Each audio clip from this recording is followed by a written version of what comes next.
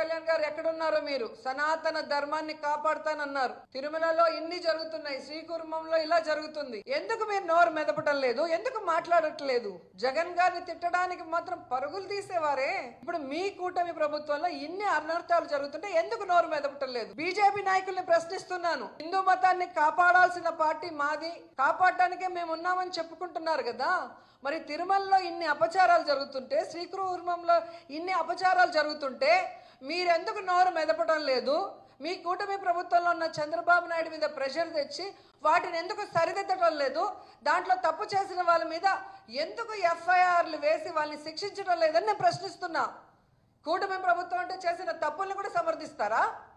సనాతన ధర్మాన్ని సంకనాకిస్తూ, సనాతన ధర్మాన్ని ఈరోజు భ్రష్టు పట్టిస్తూ, మీకు అవసరమైనప్పుడు మాత్రమే సనాతన ధర్మాన్ని గుర్తు చేసుకుంటూ మా మీద నిందలు వేసుకుంటూ ఇలా ప్రతి డిపార్ట్మెంట్లో ప్రతి దాంట్లో కూడా నిర్లక్ష్యం వహిస్తూ పోతే చూసి సహించేది లేదు.